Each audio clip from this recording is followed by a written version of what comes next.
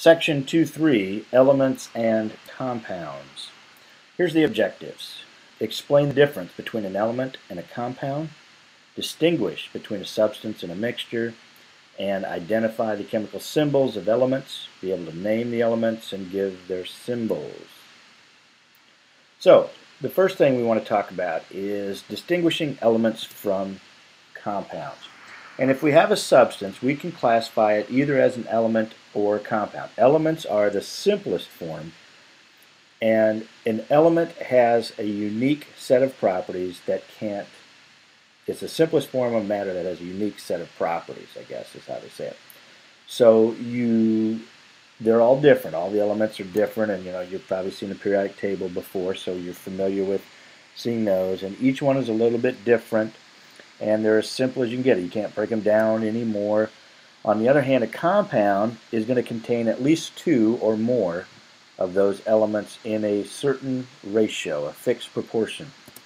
So we might have a compound, it might be, I don't know, salt or something. It's going to have a ratio of 1 sodium to 1 chlorine.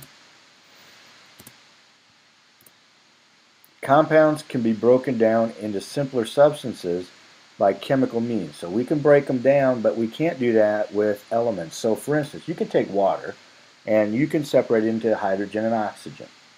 But you can't take oxygen and break it down into anything simpler by just chemical means. We can't break it down like that.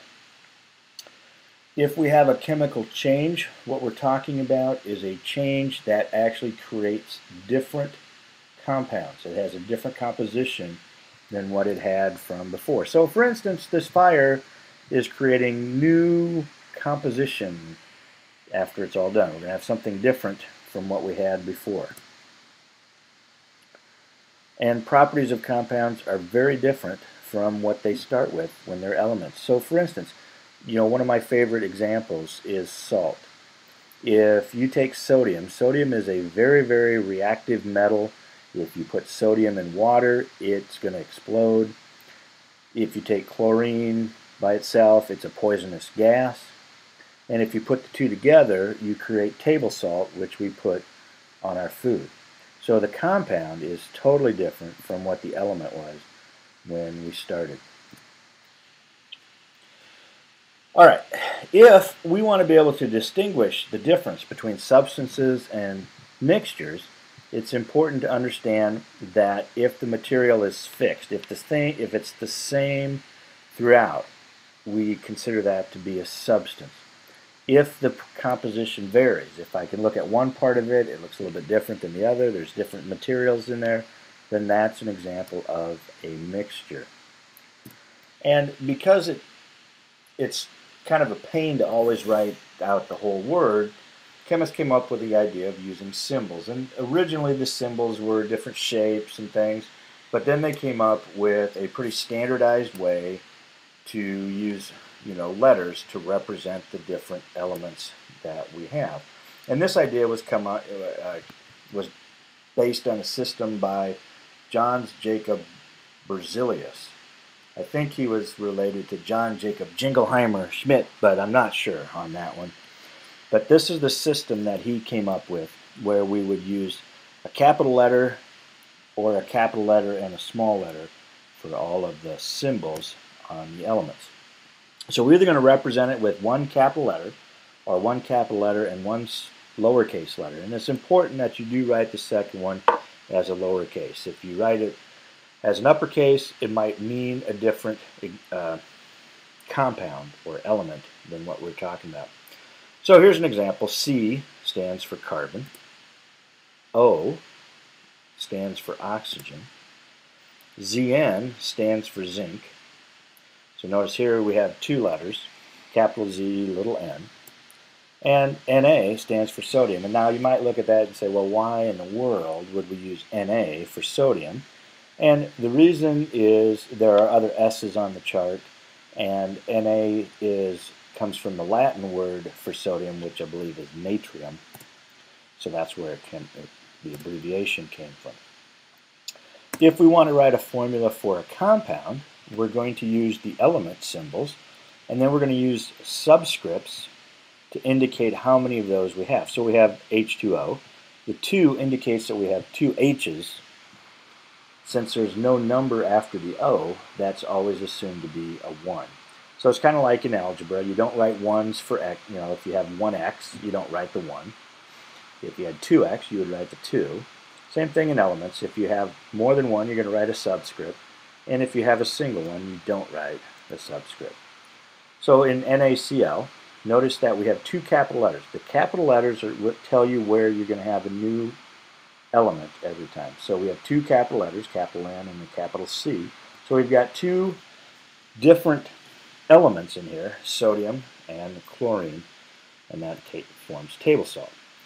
Or here we've got C12H22O11. We've got 12 carbons, we've got 22 hydrogens, and we've got 11 oxygens. So we've got a pretty big compound, and this is typical table sugar that you would have. This is sucrose. Now, anytime we're talking about a compound, those compositions are always fixed. So for water, it's always H2O. It's never H2O2 or anything like that. Anytime that you have something different, you have a different compound. So there is a substance with H2O2, but that is not water. It's hydrogen peroxide. In section 2.4, we're going to talk about chemical reactions. And the objectives are: describe what happens during a chemical change, identify 4 possible clues that you're going to see, and then apply the law of conservation of mass to chemical reactions. If we're talking about a chemical change, let's first talk about a chemical property. That is the ability of a substance to undergo a specific change. That's the chemical property. So different things would have different chemical properties based on what changes they would undergo. And you can only observe these chemical properties when you actually undergo this chemical change. So you get something different when it's all done. So we're going to take a look at a very simple chemical change. And we're taking 2 clear liquids. One is lead nitrate, and the other is potassium chloride. And when you put them together, you get a new compound form. That's lead chloride that you see. That's a precipitate there. So that's an example of a chemical change.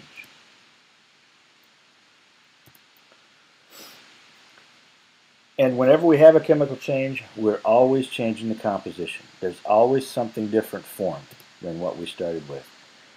This is known as a chemical reaction. We start with 1 or 2 substances, form 1 or 2 new substances. The substances that we start with, we call those reactants. The substances that we finish with, we call those products. And there are some keys to looking that you can look for to decide whether something is going to have a chemical change. These are not 100%. I mean, you can have some of these things and there's no chemical change, but these are good clues. One is a transfer of energy. So, you know, if you burn a piece of paper, you feel heat coming off of there. There's a transfer of energy taking place. That's a good clue that there's a chemical change going on. Or if you see a change in color, you know, the paper has changed the color after it's been burnt. It's now got a different color to it. That's a clue that that's a chemical change. Now, that's not always the case, but it's a pretty good clue. Production of a gas, you know, if you see bubbles, you put 2 things together and all of a sudden you start to see bubbles taking place. Now, that's a pretty good example of a pretty good idea that there's a chemical change taking place. But understand that that is not boiling. Boiling is not a chemical change. And we see bubbles in the water when we boil it, but that's not a chemical change. That's a little bit different.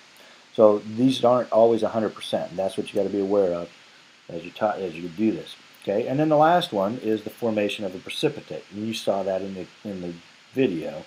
And here's another example. You mix these 2 things together, and you form this new substance. And the precipitate is something that falls out of solution, and so you'll get this substance. If you let it sit long enough, it would actually drift to the bottom, and you could collect it.